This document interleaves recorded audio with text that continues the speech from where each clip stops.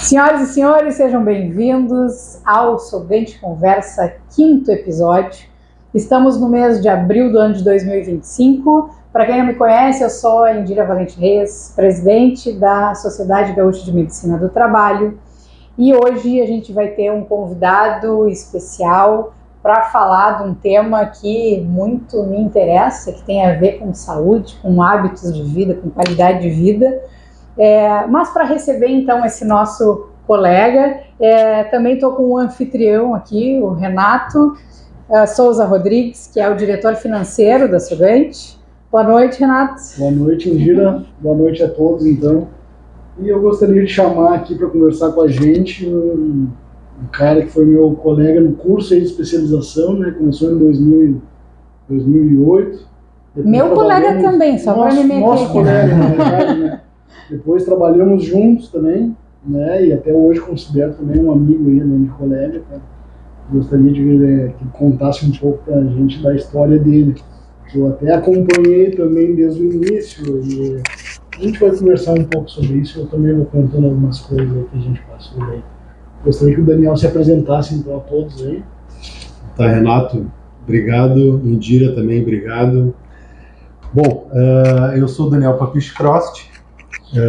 Sou médico formado pela URGS em 2004, médico do trabalho, né, formado em 2009, e atualmente eu sou perito médico federal, né? Então o antigo mudou a nomenclatura, né, faz uns 5, 6 anos, aí é o antigo perito do INSS. Uhum. Então estou aí para contar um pouco da minha história, da minha mudança de estilo de vida, e estou à disposição aí de vocês. Legal. Acho que tem muita gente que não te conhece, que deve estar assistindo aqui, e alguns que te conhecem. E aí eu queria que tu contasse pra gente como é que era o Daniel, antes do que a gente está vendo aqui. Como é que era aquele Daniel que as pessoas não estão enxergando e de onde tudo começou? Certo. Bom, antes de mais nada, eu queria só complementar. Então, eu tenho 46 anos, tenho uma esposa, a Juliana, que é médica também, meu filho Valentim tem 12 anos e tal. Mas falando um pouco sobre mim, assim, em relação especificamente à obesidade, eu sempre fui uma criança acima do peso, sedentário, né? E ao longo da minha vida, desde a adolescência, eu tentei sempre várias dietas, assim, e nunca eu consegui um emagrecimento efetivo, assim, né? E então a obesidade, ela sempre me acompanhou, né? Eu nunca conseguia uma estabilização do meu peso e tal, e fui convivendo. A vida foi passando, né? O colégio, tudo, entrei na faculdade. Quando eu entrei na faculdade, eu pesava 80 e poucos quilos. Eu tinha conseguido, antes de entrar na faculdade, em 98, emagrecer bem numa dieta tradicional. Uhum. E, enfim, eu estava bem de peso e tudo. E ao longo da faculdade de medicina, de 98 a 2004, eu engordei, eu cheguei dos 80 e poucos quilos aos 170 quilos. E a gente está falando de uma faculdade de medicina que dura 6 anos. 6 anos. Né? Então, assim, dobrou o peso. Mais que dobrou. Então, assim, é uma coisa muito impactante, porque interferia em absolutamente todas as áreas da minha vida, né? Na faculdade, enfim, tudo. E depois de me formar, eu ainda no ano seguinte, de um ano para o outro, depois de formado, eu saí dos 170 para os 208 quilos. Então, esse foi o auge de peso que eu atingi. E aí eu estava numa situação que eu não conseguia fazer as coisas básicas da vida, assim, né? Tipo, qualquer caminhada eu sentia falta de ar e tal, não conseguia fazer nada, né? Até trabalho, a questão eu era um recém-formado e tal, então havia uma dificuldade, questão da residência, enfim, eu não estava nem me encontrando ali profissionalmente, nada. E a única saída que eu via era a cirurgia bariátrica, que na época estava começando. Uhum. Eu passei por cirurgia com o Dr. Motinha, aqui da PUC. Ele foi um dos casos dele. Na época, eu acho que ele era talvez o único na cidade, um dos únicos que fazia a cirurgia bariátrica. E aí, isso, fui com 208 para a mesa, né, em outubro de 2005. E realmente, assim, consegui perder bastante peso.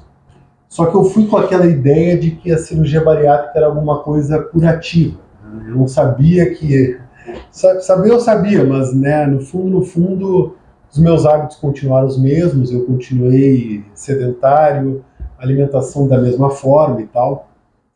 E como acontece com a maioria dos bariátricos, né, porque isso é uma coisa também que as pessoas muitas vezes não sabem disso, tem um reganho de peso importante depois da cirurgia se a pessoa não controla a alimentação. Isso é bem frequente, assim.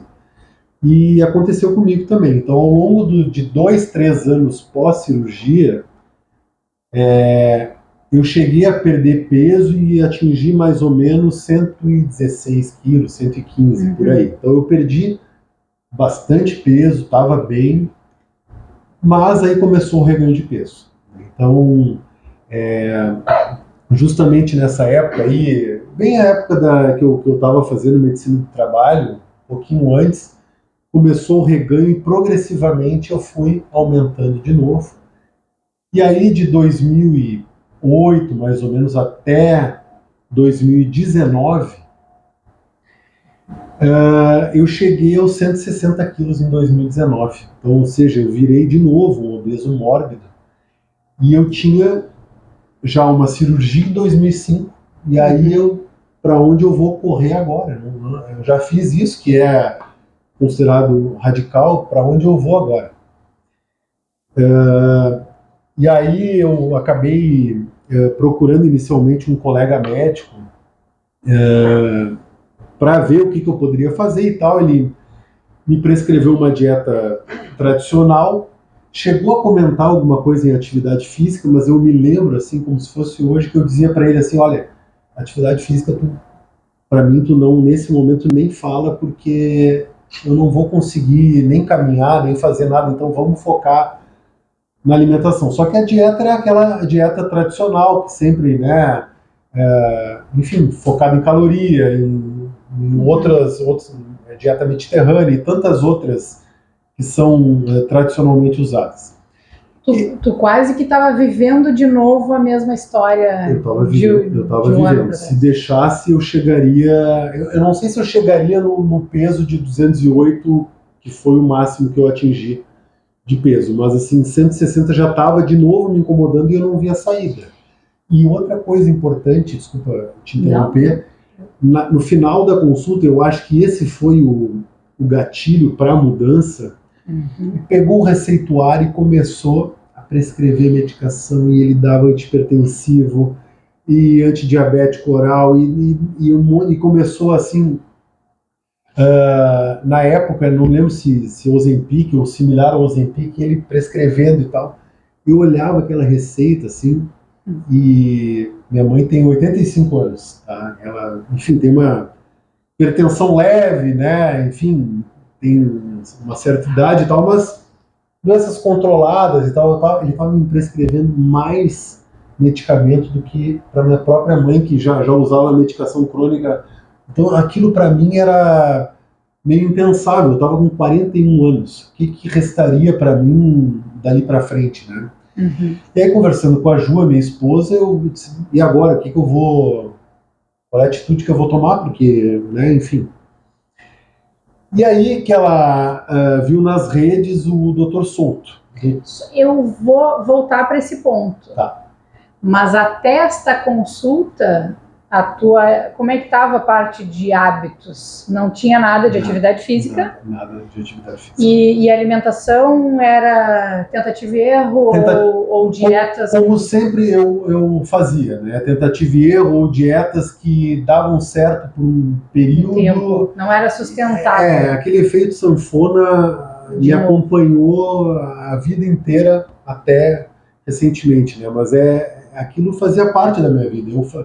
Independentemente do tipo de dieta que eu fazia, eu tinha reganho de peso. Uhum. E é por isso também que eu não via saída, porque além de fazer uma cirurgia bariátrica, eu não via nenhum, porque, enfim, todo mundo sabe que a gente tem que, para poder emagrecer, a gente tem que entrar em déficit calórico, fazer uma dieta e tudo mais, só que, e quando tu já faz todas as opções que surgiram, assim, né, de contar caloria, de comer pouca gordura, de fazer dieta mediterrânea, de fazer dieta da fruta, da sopa, eu já passei por tudo.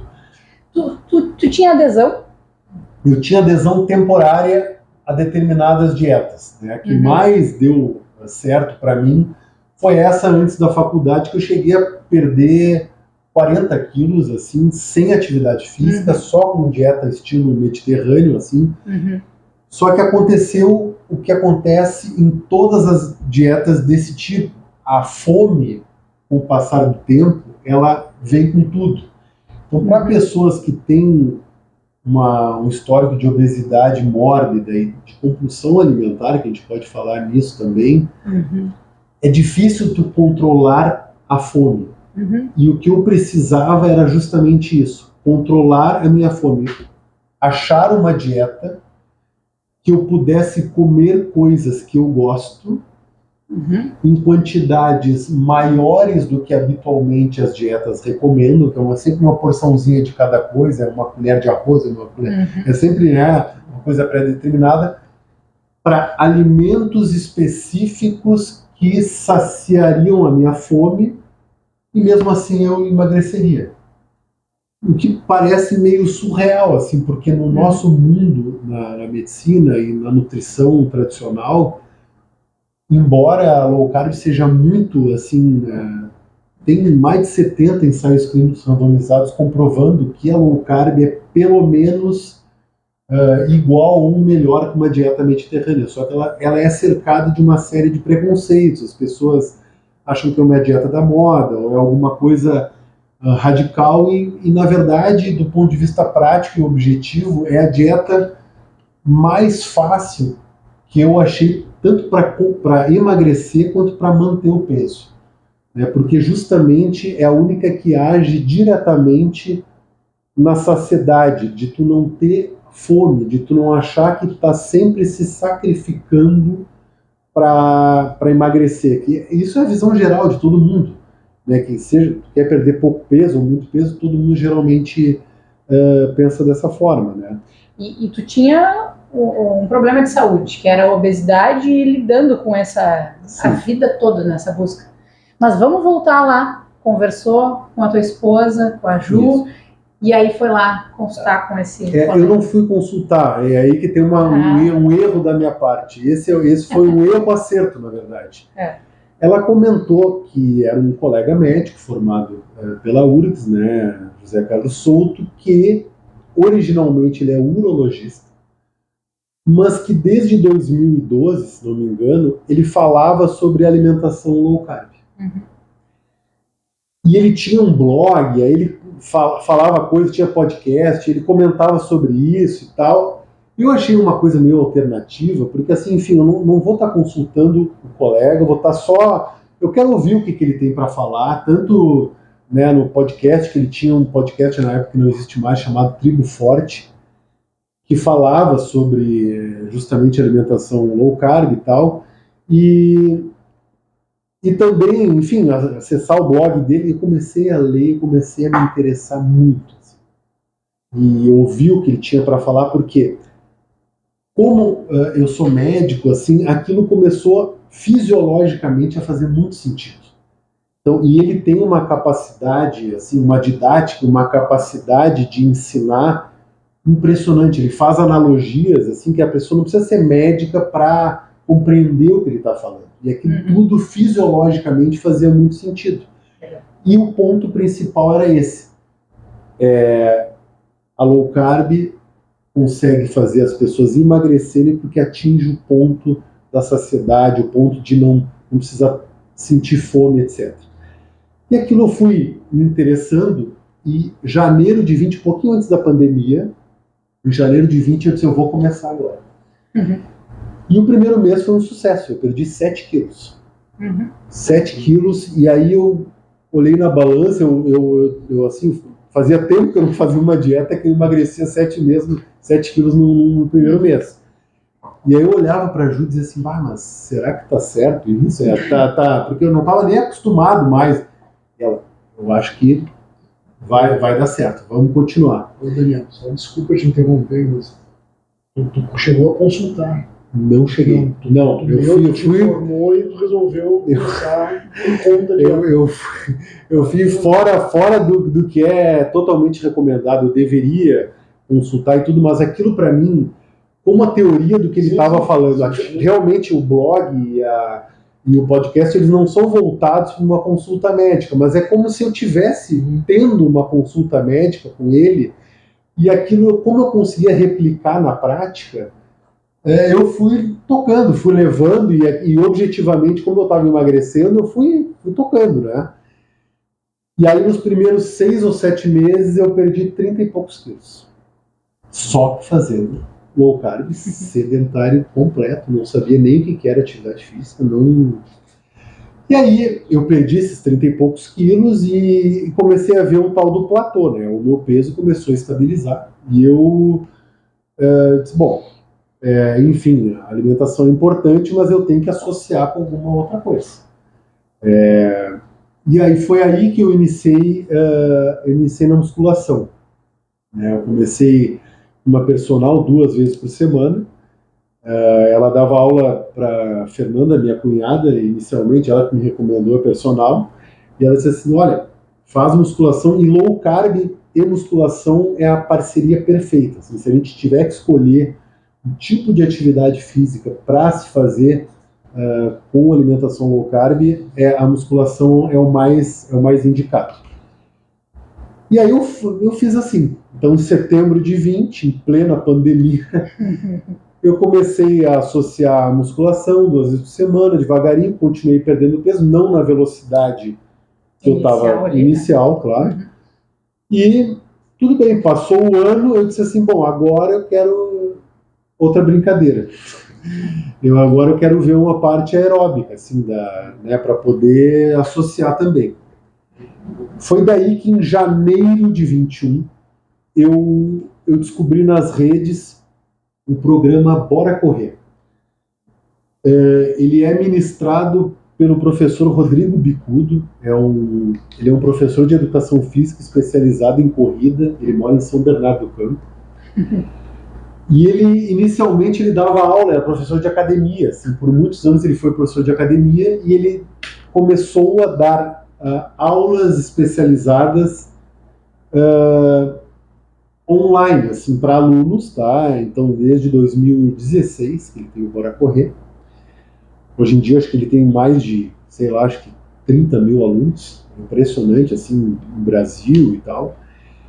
E aí ele começou a falar nas redes, aquilo começou a fazer muito sentido, principalmente na época que eu comecei com ele, eu tinha 119 quilos, que eu comecei a correr, 119. E aí tem aquele mito, né, da gente dizer que o gordo não pode correr, porque as articulações vão ser comprometidas e tal, que faz algum sentido realmente, né, porque tu sai do sedentarismo, sai do zero e tal, mas como é que eu vou começar a correr com 119 quilos, né? E aí ele começou a explicar o planejamento, como é a metodologia dele, e eu também achei sensacional. Que é o seguinte, o programa é o Bora Correr, mas tu inicia caminhando. Então ele te dá uma planilha para tu executar, só que as primeiras 2, 3 semanas eu só caminhava 3 vezes por semana, 30, 40 minutos. E olha que o nome do programa é Bora Correr, então tu fica uma coisa assim, mas porque todo mundo pensa assim, bora correr, então a gente sai, né, aloprado assim na rua, sai correndo, né? Então não, é tudo bem esquematizado, é a distância, então como a gente estava na pandemia, era um momento mais difícil, assim, então realmente era tudo à distância. Quando a pandemia foi cessando e tudo, os encontros presenciais que acontecem até hoje, e aí são 3 ou 4 por ano, em várias cidades do Brasil. Então o pessoal sai do virtual, vem para o presencial, então é fantástico, assim, encontre todo mundo.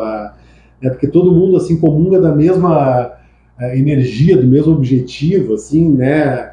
Ninguém compete com ninguém, assim, é uma família nova, assim, que a gente descobre, assim, foi muito bacana, assim.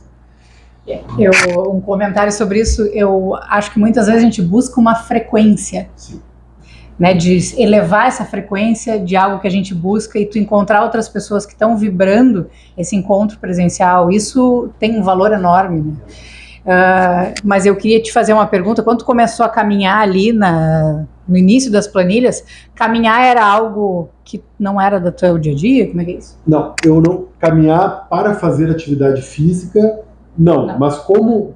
E aí é que vem o ponto principal da mudança do estilo de vida, que é a questão do compromisso, né? A questão de tu encarar tanto a alimentação quanto a atividade física regular como se fosse um compromisso de trabalho, por exemplo, eu sempre fui comprometido em todas as áreas da minha vida, no estudo, no trabalho, mas essa parte do estilo de vida, para mim, nem existia.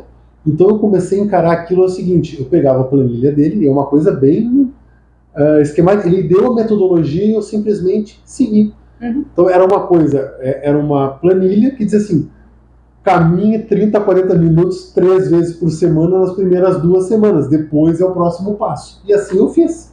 Uma coisa bem assim, objetiva e certa. E aí a coisa fantástica também que eu acho da metodologia dele é o seguinte, depois dessa caminhada, o que ele faz? Ele pegava, por exemplo, blocos de 5 minutos, e nesse bloco de 5 minutos, eu caminhava 4,5 e corria 30 segundos. Caminhava 4,5 e 30 segundos. Então, ou seja, pequenas doses. Gradualmente, eu fui aumentando as porções de corrida dentro desse planejamento. Passo a passo. Então, por 2 semanas eram 30 segundos, depois passava para, acho que 1 minuto, e assim, sucessivamente, até que ao longo de... Foi em julho, eu comecei a caminhada em fevereiro de 21. Em julho de 21, caminhando e correndo alternadamente, eu consegui fazer pela primeira vez 10 quilômetros. Meu Deus!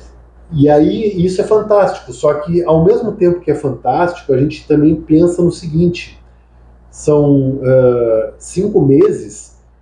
que normalmente esse é o ponto quando eu converso com as pessoas, como é que eu faço para ter a atividade física regular na minha vida? Eu demorei 5 a 6 meses para mesmo caminhando e correndo atingir essa distância.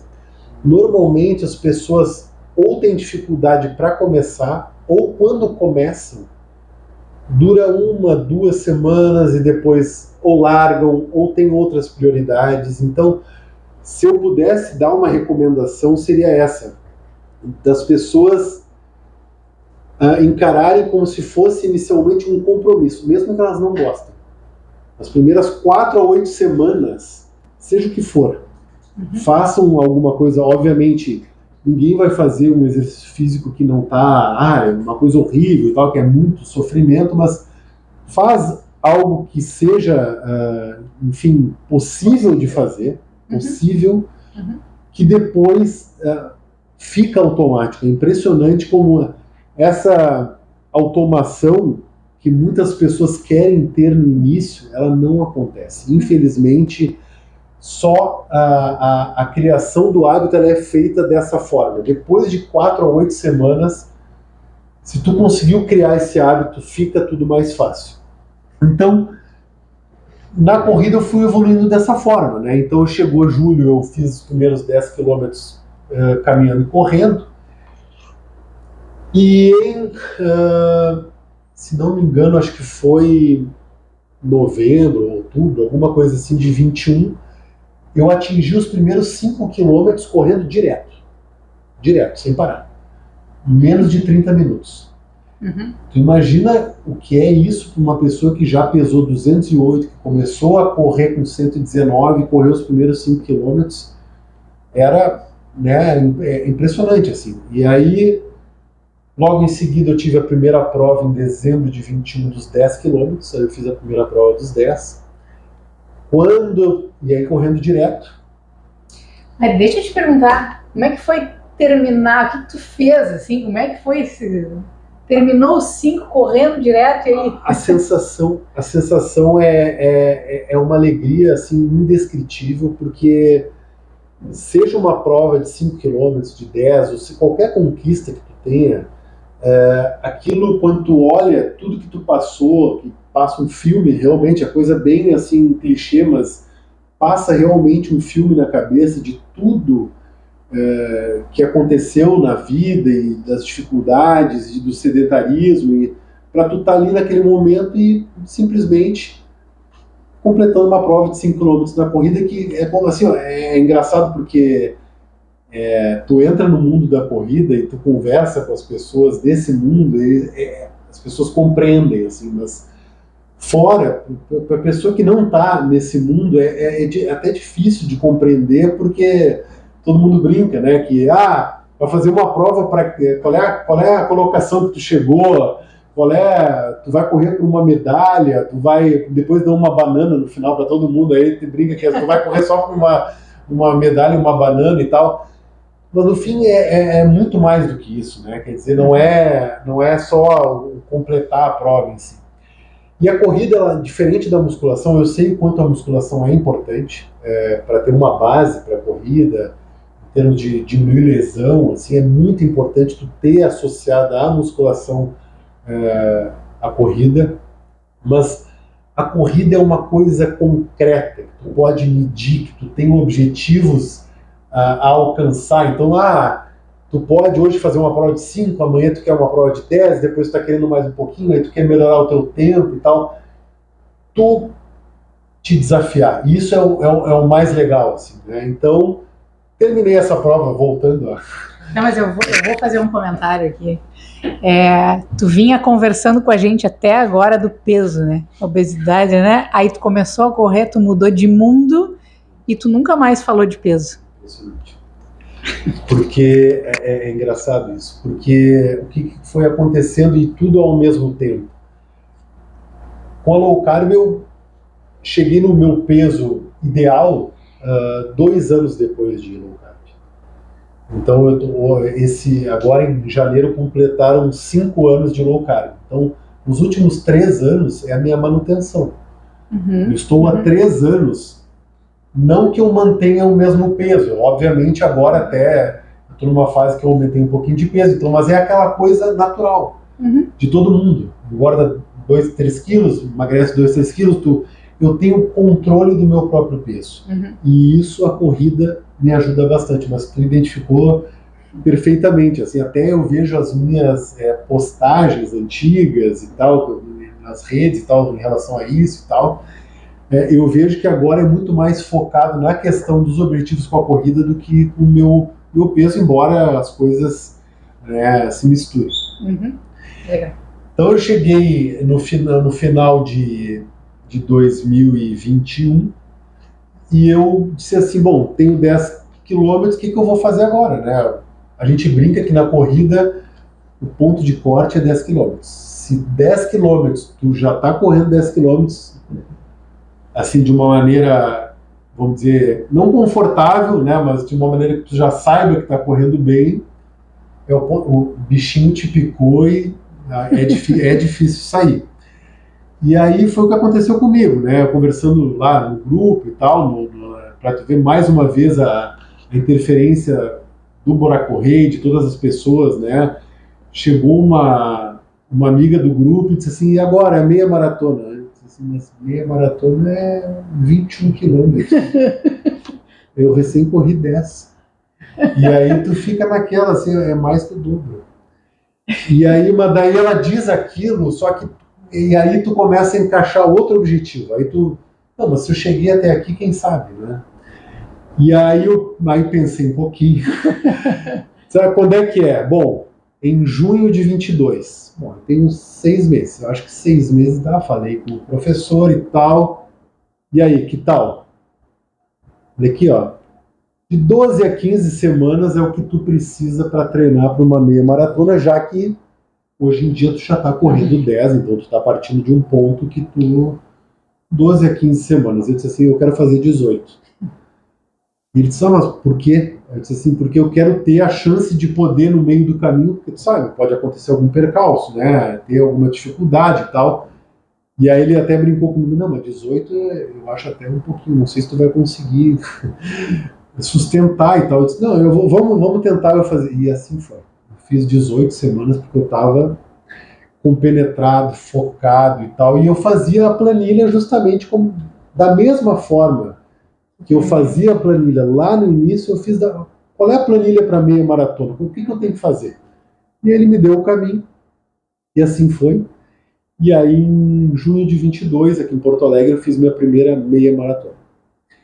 Na sequência, a gente tinha em agosto de 22... Não, tu completou? Completei. Então, completei. Que legal. Então, que a sensação é tão indescritível quanto aqueles 5 quilômetros iniciais. É impressionante. Assim. E começou a correr quando mesmo? Fevereiro de 21 com caminhada. Fevereiro de 21, e aí junho de 22 eu estava fazendo a minha primeira meia maratona de 21 quilômetros. E aí, na sequência, como eu já tinha essa meia, eu disse assim, bom, e agora? Sempre tem o e agora. Sempre tem, a corrida é uma coisa meio... Eu brinco que eu tinha o hábito de ficar comendo de uma forma... Assim, eu troquei um hábito terrível de uma alimentação totalmente desregrada por um hábito completamente saudável. E aí eu disse, e agora? Agora teria um encontro presencial no Rio de Janeiro com todo o Bora Correr. Eles fazem, normalmente todo ano em agosto eles fazem. Quem sabe a meia agora também, já que já fez uma meia em junho, faz uma meia em agosto e tal. Ótimo, já é a oportunidade de conhecer o professor, conhecer as pessoas. Até então tu não conhecia ele presencial também, né? Não, porque a gente estava naquela fase da transição, já tinha acabado a pandemia, tudo, mas assim, o encontro presencial ainda era um pouco restrito e tal, e aí o primeiro encontro que eu tive com o professor, que, enfim, hoje até ele é posso dizer que é meu amigo, assim, porque a gente tem uma convivência semanal e tudo, eu recorro a ele sempre que eu preciso. E aí eu encontrei com ele na meia do Rio, completei também a meia do Rio, minha segunda meia. E aí eu disse, agora, o próximo eu vou fazer uma São Silvestre. A São Silvestre em dezembro de 22, que aliás tem que fazer uma ressalva, né? As pessoas do mundo da corrida sabem, São Silvestre não é maratona. Né? Muitas pessoas têm a certeza absoluta que a São Silvestre é uma maratona que tem 42 quilômetros. E a São Silvestre tem 15. Mas é normal, não tinha... Não, mas todo o pessoal que assiste o nosso podcast já sabe, então, que São Silvestre... São Silvestre, isso é uma informação muito importante do mundo da corrida. São Silvestre, bem claro, são 15 quilômetros, não é uma maratona. E aí já estava na programação de 2022, então eu fazia uma São Silvestre, porque eu sempre acompanhava na TV, sempre, né? Mesmo sendo uma distância menor do que os 21 que eu já tinha corrido 2 vezes no mesmo ano, tem a subida da Brigadeiro, que é uma rua famosa lá, que todo mundo, né? Enfim, são os últimos 2, 3 quilômetros em subida. Dos 15. Então eu disse assim, bom, vou tentar essa aí. E assim foi. Só que a São Silvestre é outra vibe, é outro estilo, assim, não é para ninguém querer tempo de nada. Se não me engano, são 40 mil pessoas correndo em São Paulo. Então, assim, tu pode treinar o quanto tu quiser nos primeiros 2 quilômetros, tu só caminha porque tu não consegue correr de tanta gente que tem na frente. Depois é que tu consegue. Então é mais festivo mesmo, né? Mas foi bem legal, né? De novo, encontrei o pessoal do Bora Correr lá e a gente confraternizou e concluí a São Silvestre também. E agora? Agora vem a maratona. Então vamos para uma maratona. 42, eu sempre brinco que é 42 quilômetros, 195 metros. Por favor, não excluam os 195 metros, que isso é muito importante. Não, por favor, isso é muito importante. Eu falo por mim, né? Não, 195 metros. E aí então surgiu esse desafio. E agora, vamos fazer maratona ou não e tal? E aí eu disse, vou encarar, né? Vou com medo, assim, mas vou encarar. E me inscrevi para a primeira maratona, então, em junho de 23. 2 dias depois de eu completar 45 anos de idade. Então, com 45 anos de idade, eu me tornaria maratonista, né, aqui em Porto Alegre. A preparação é insana. É uma coisa, se a gente tiver que falar em fisiologia ou alguma coisa, vamos dizer assim, que seja um hábito saudável, a gente pode dizer tranquilamente que maratona de saudável é mais um desafio pessoal do que qualquer outra coisa. Não é nada impossível, né? Mas tu tem que abrir mão do teu tempo de trabalho, com a família. São muitos treinos longos e tudo, né? Então realmente é um período de preparação que exige bastante, né? Tu sai de hábitos de vida saudável e te torna um atleta. Mas é uma diferença muito relevante. Mas é uma evolução de massa. Então, assim, eu saí exatamente disso, de um sedentário completo que nunca teve contato com atividade física para um atleta amador. E corredor enfim, nessa época querendo me tornar maratonista, e a preparação também foi por volta de 16 ou 18 semanas.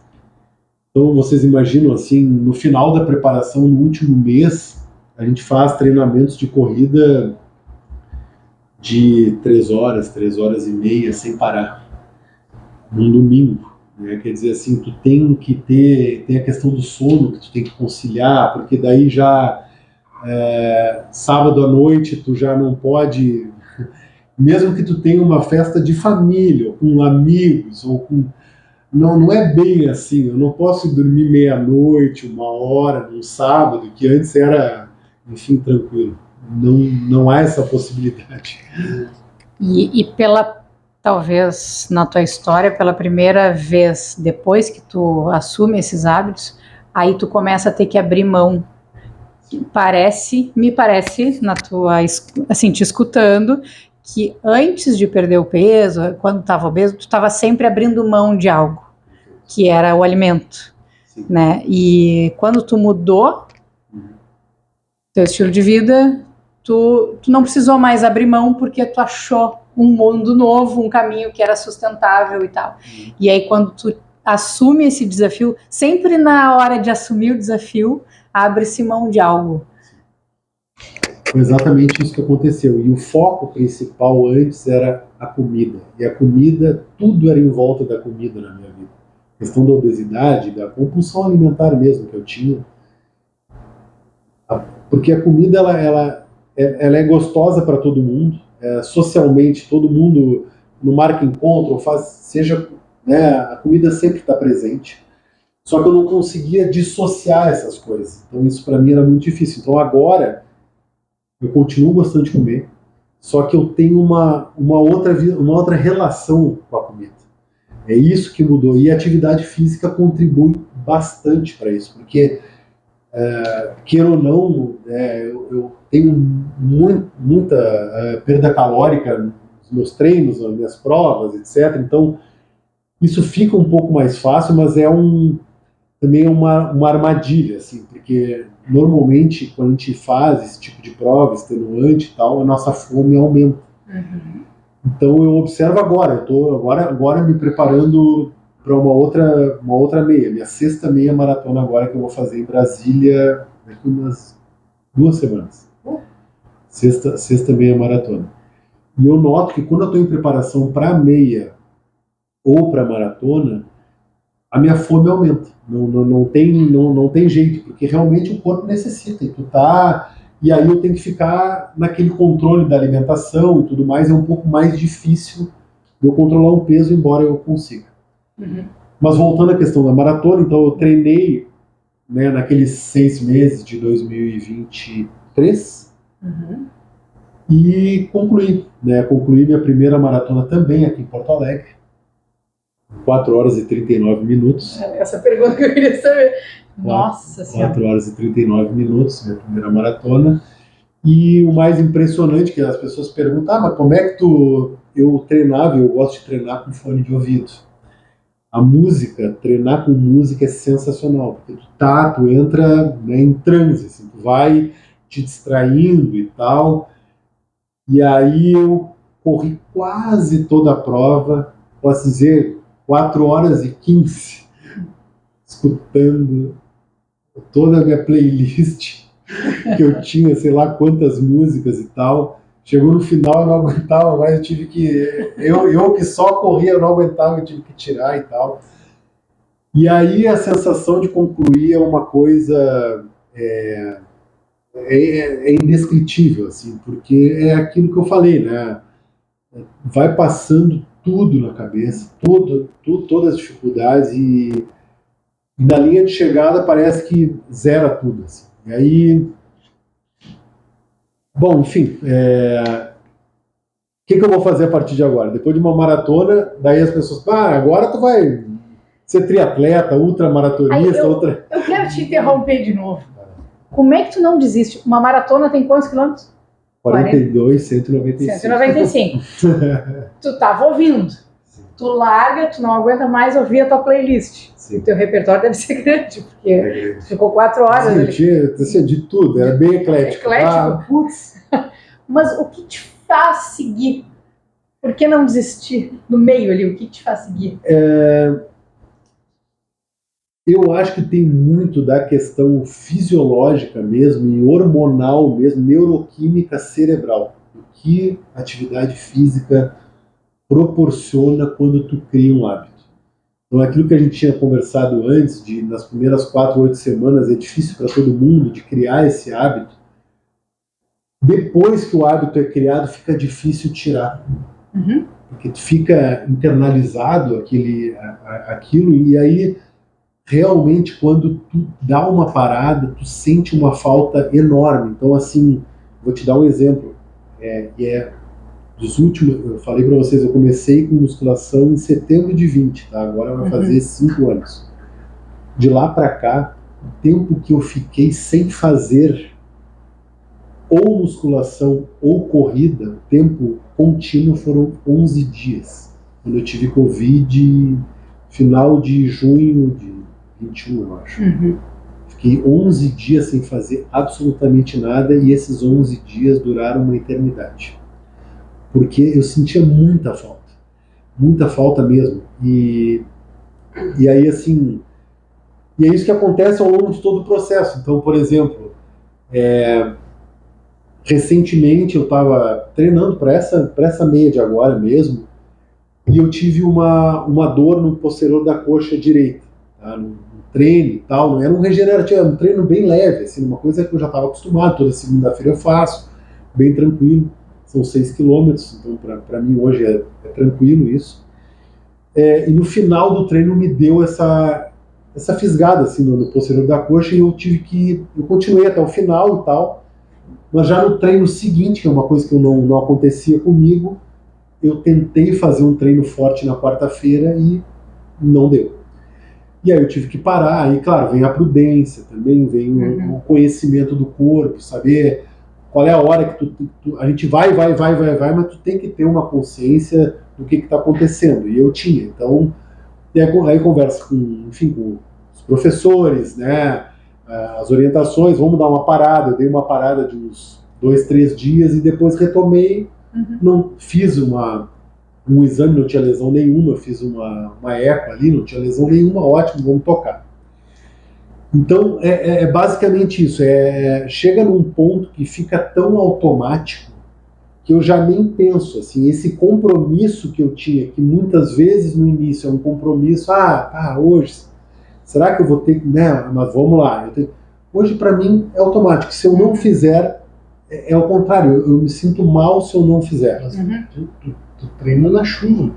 Eu brinco assim, ó, nessa época, na chuva, na esteira, até uma vez eu fui treinar na orla, e que é lá o lugar que eu assim mais adoro treinar, porque lá assim, o meu refúgio é a orla. Eu assim 2 a 3 vezes por semana eu vou para lá, e um dia eu marquei um treino lá na orla e o tempo fechou de uma hora para outra. Assim, geralmente quando tem uma chuva muito intensa, quando é uma coisa de chover canivete, eu vou para a esteira, mas eu confesso que na esteira não é muito né? Por exemplo, na esteira, o máximo que eu já corri foi 10 quilômetros e sofrendo, assim, né? Porque realmente, para mim, é um ambiente que tu fica ali, aí não vê pessoas, tu não vê o ambiente, né? Não é legal, mas se você tem que fazer, eu faço.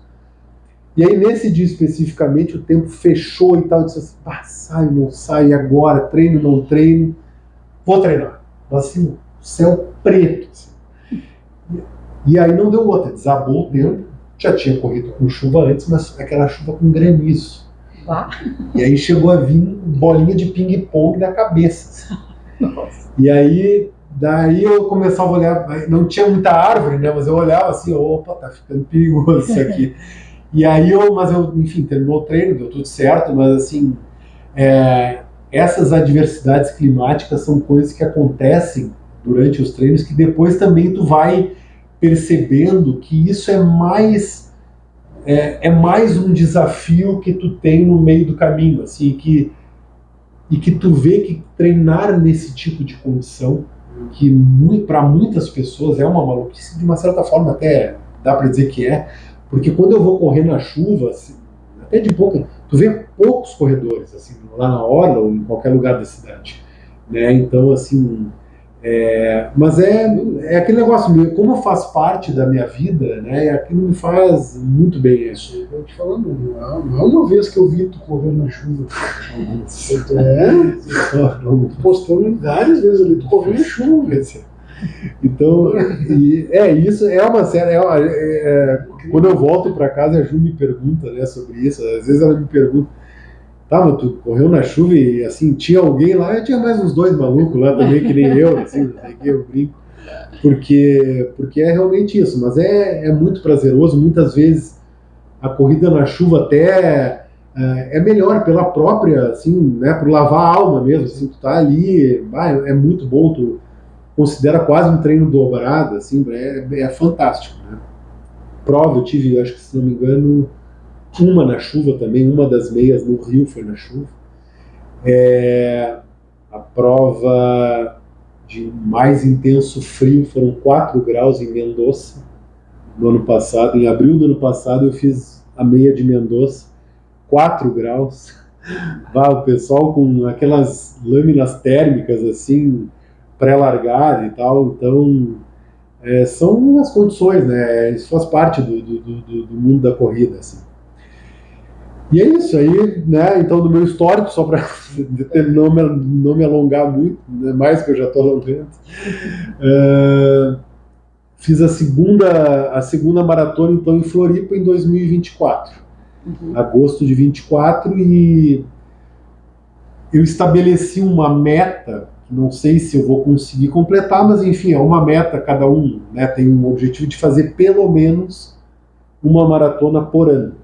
Então, legal. Desde 2023, como eu sei que é uma coisa bem sacrificante, assim, dizer, nessa altura assim, da minha preparação, eu sei que se tiver tudo certinho, não tiver lesão, dá para treinar, fazer 2, 3 por ano tranquilamente. As maratonas daria para eu fazer uma por semestre, mas eu acho assim que para conciliar todas as áreas da vida é um pouco mais difícil.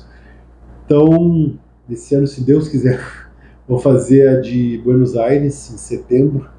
Não me inscrevi ainda, tô dando um spoiler aqui, mas não me inscrevi ainda. Agora é compromisso. Agora é mais um compromisso, assim.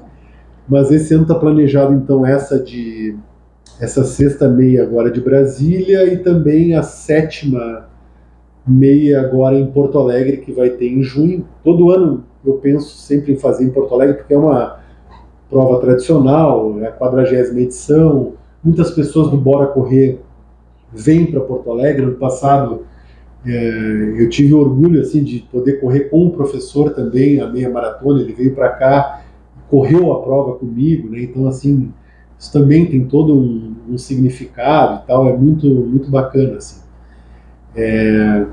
Então é isso, né?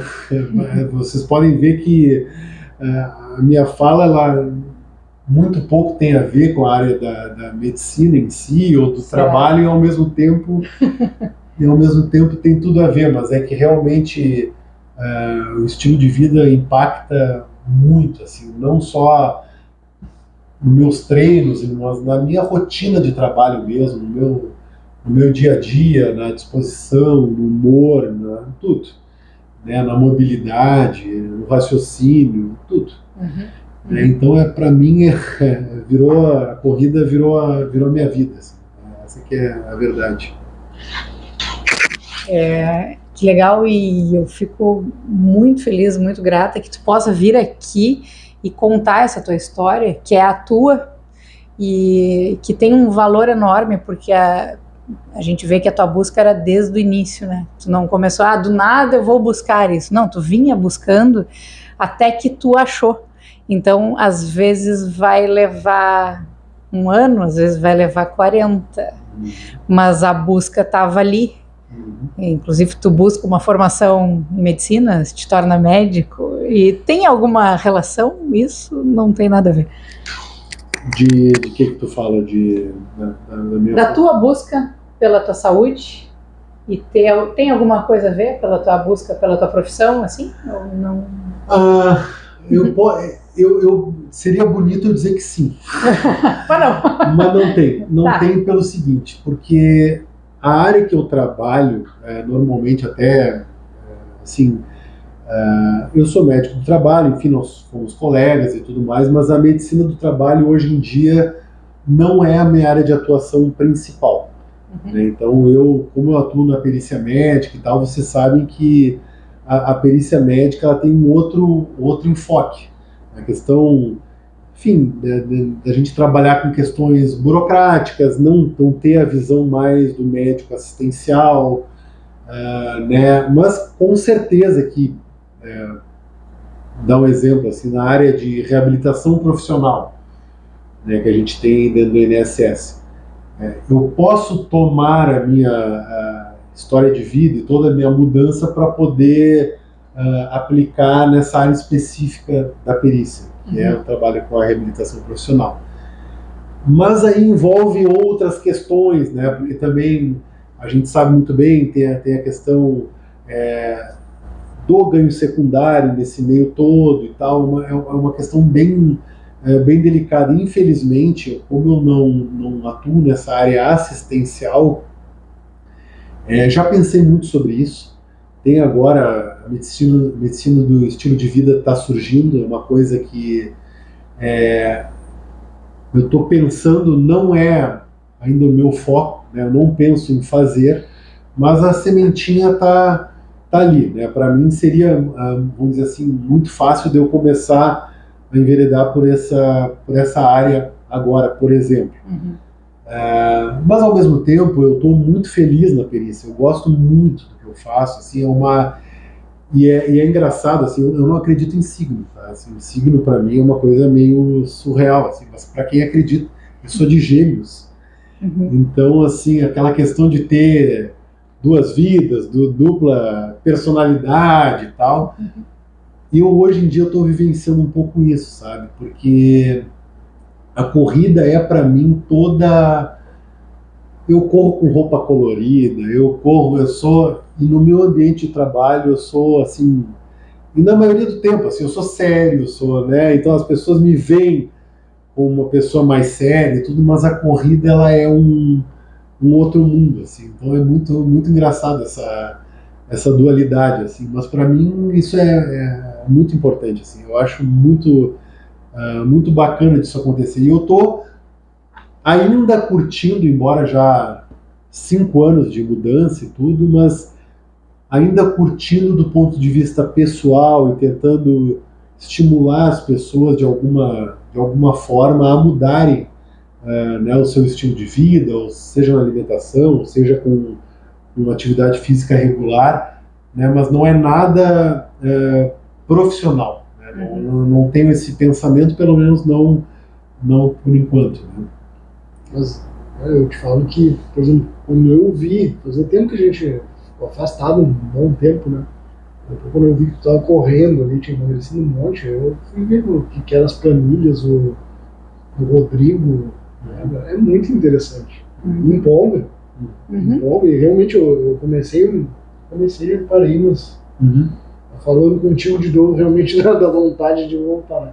Mas é assim, ó, incrível, eu comecei também esse negócio 4 minutos e meio, 30 segundos correndo, cara, dava 30 segundos, já dava aquele cansaço, assim, um tempinho ali, e 1 minuto e meio tranquilo, e eu nunca fui de correr também. E, não sei, te vendo, te conhecendo, como a gente trabalhou junto, olha, não, é incrível ver a tua história e isso estimula muito. E esse ponto que tu tocou do correr, é isso que é a chave da coisa, tu fazer alguma coisa possível das tuas...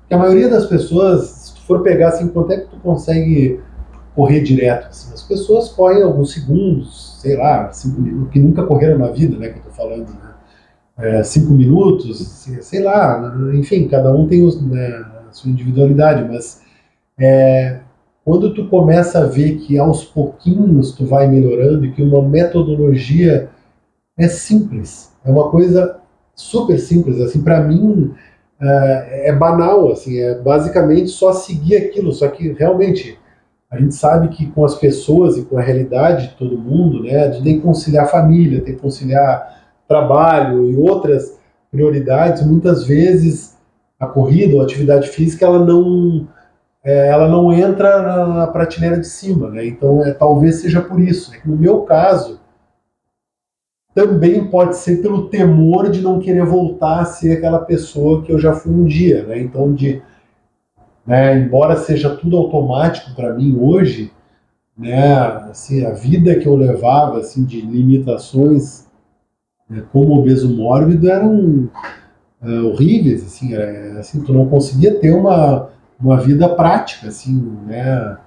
E então agora isso tudo, né? A gente tenta estimular outras pessoas que queiram ter a mesma visão. Eu sei que não é fácil, né? Não é chegar todo mundo assim, saindo do sedentarismo, vai correr uma maratona e tal.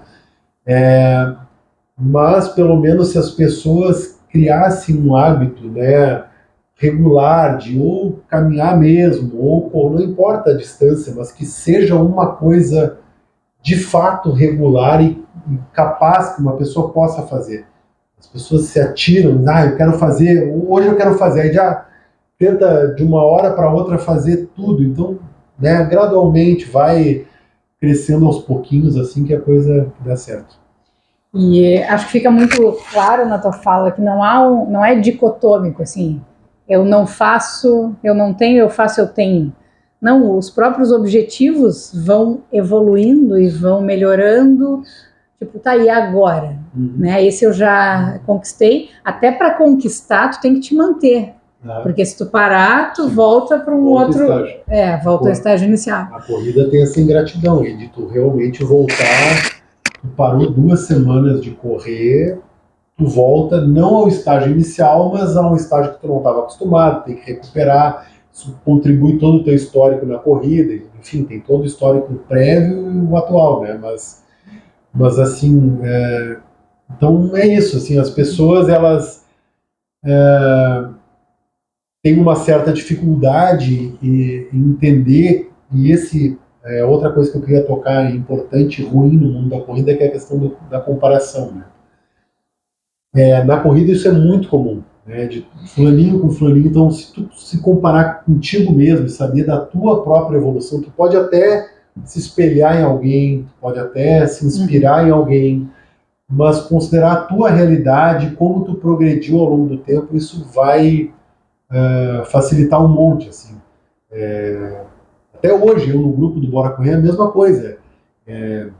Imagina, quando eu entrei em 2021, eu queria correr pela primeira vez 5 quilômetros em tantos meses. Quer dizer, aquele era o meu objetivo, e naquela época tinham outros amigos dentro do grupo que já eram maratonistas, já tinham feito, então o objetivo deles era outro, completamente diferente, e tá tudo certo, todo mundo se apoiando. Eu acho que é isso que importa, na verdade, né? Esse estímulo que a gente tem no mundo da corrida, né? E é uma dopamina de alta qualidade. Total. Porque para te conquistar leva muito tempo e depende de ti. somente. Eu tenho para mim que a atividade física continuada de algo que a gente gosta, que faz sempre, é uma grande metáfora da nossa própria vida, né? Da onde que a gente tá, para onde que a gente vai, o que tem que fazer, as coisas que a gente nunca fez, como é que a gente se porta diante de algo que sempre tem que fazer, de algo que nunca fez. Então, ter essa humildade, essa busca de uma evolução para si próprio, buscando inspiração, a atividade física permite isso e trabalha corpo e mente, é indissociável. Estamos aqui na Sogante NR1, fatores psicossociais, então ter atividade física certamente tem benefícios para questões sociais, psíquicas, etc. Mas isso é uma filosofando aqui, né, no meio desse bate-papo. Tá certíssimo. E, Renato, tudo certo? Tá. Tem uma pergunta que eu costumo fazer, que tu pode mudar a pergunta, tu responde como tu quiser, mas a pergunta é o que a medicina trouxe para tua vida, mas daqui a pouco tu pode falar alguma outra coisa que para ti tem um grande valor e que trouxe para tua vida. A gente falou de tanta coisa aqui, né?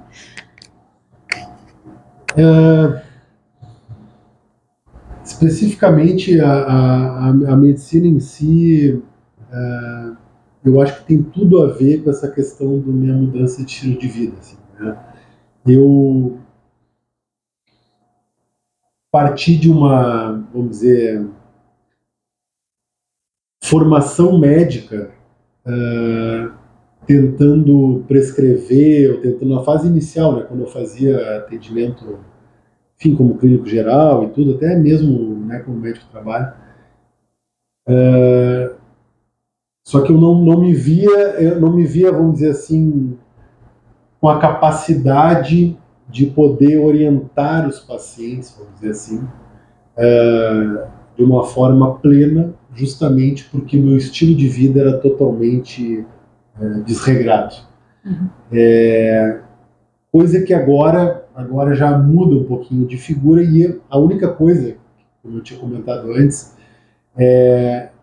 infelizmente, na minha área de atuação, eu não consigo aplicar isso de uma forma objetiva hoje em dia, mas sei que muitos colegas que, enfim, estão assistindo, ou que nas suas áreas de atuação, que a ampla maioria atua na área assistencial, consegue replicar isso para si e para os próprios pacientes, né? Inclusive tem um movimento chamado Médicos Atletas no Instagram, que a criadora é uma colega anestesista chamada Michele, do Rio de Janeiro, e ela criou esse movimento Médicos Atletas justamente para conscientizar tanto estudantes de medicina quanto médicos formados a se conscientizarem da importância da atividade física regular, do cuidar de si para poder cuidar dos outros. Eu comecei a acompanhar também, ao longo de tudo, a gente começa a ter várias conexões e tudo mais, então eu achei muito interessante esse projeto dela. Ela até hoje toca o Médicos Atletas, enfim, porque a gente, na nossa formação médica, a gente não está muito acostumado a falar com o paciente sobre atividade física regular, a gente não está acostumado a praticar atividade física regular. Isso é uma coisa meio que deixada em segundo plano, infelizmente, né? Mas isso deveria ser tratado de uma forma melhor, na minha opinião, assim, nos consultórios e tudo mais. E a gente também tem uma formação médica, infelizmente, muito voltada trabalho. A gente sempre está querendo mais e mais trabalho e esquece um pouquinho da sua própria saúde, seja física ou seja mental, e isso acaba comprometendo o próprio médico, comprometendo o paciente que ele vai acabar atendendo. Então, esse gancho que eu assim, queria pegar, e se eu pudesse dar humildemente um conselho, assim, é os colegas realmente se preocuparem para poder cuidar bem do outro, cuidar de si, de si primeiro, né? A velha história das máscaras de oxigênio no avião, né? De colocar primeiro em si, aquilo é muito real, assim. Então isso deveria funcionar, mas a gente, enfim, é atropelado com a rotina, né? Com tudo que todo mundo está sempre fazendo mil coisas e tal, mas também dar uma atenção especial para essa área, eu acho que é bem importante. Já melhora o sono também, melhora todas as áreas da vida acabam melhorando. Todos os pilares da saúde se reorganizam. Com certeza. Legal. E tua história é inspiradora, por mais que tu não trabalhe isso hoje em consultório, transborda a ponto da gente estar, desde o ano passado, né, Renato, querendo trazer o Daniel para a gente conversar aqui sobre isso. Então, te parabenizar por tu ter chegado no teu resultado e por tu estar com essa consistência e chegando nesse ponto de inspirar outras pessoas. Para mim é uma alegria te receber aqui. E se tem alguém que quer te encontrar, tem como te achar aí nas redes ou em algum caminho? Eu tenho um perfil pessoal, né, nas páginas do Instagram e do Facebook, que é o meu nome, né, Daniel Papich Crost. Se alguém quiser seguir, não é nada profissional, assim, não tem nenhuma recomendação profissional. Lá eu falo basicamente isso aí, do meu estilo de vida novo dos últimos 5 anos. Correndo na chuva, tomando granizo na cabeça. Antigas também, né? Antigo faço antes e depois, de vez em quando, coloco nos stories e tal. Mas realmente para estimular quem queira ter uma mudança no estilo de vida e tudo, né? Ter uma vida saudável e tal. Nada profissional assim, mas, né, tentando estimular aí as pessoas. Né? Muito bem. Eu te agradecer, Daniel. Eu que agradeço. Realmente a oportunidade de estar contigo aí, faz tempo que a gente não se vê, né? Embora alguns grupos ali do WhatsApp a gente se fala às vezes, e eu acho incrível a tua história, né? Desde coisas que a gente passou junto também, tudo, né? A gente vê hoje assim, como a Indira falou, é inspirador, motiva, parabéns. Obrigado. O nosso colega Daniel era o outro gêmeo, aquele, né? O gêmeo. O gêmeo. A gente não lembra do Daniel daquele jeito. Nem eu mesmo lembro. Que legal. Muito obrigada. Eu que agradeço. Eu quero fazer um recado. Dias 28 e 29 de agosto teremos a Jornada Gaúcha de Medicina do Trabalho. Então, em breve, teremos mais notícias nos nossos sites, no nosso Instagram. Mais uma vez, muito obrigada. Valeu.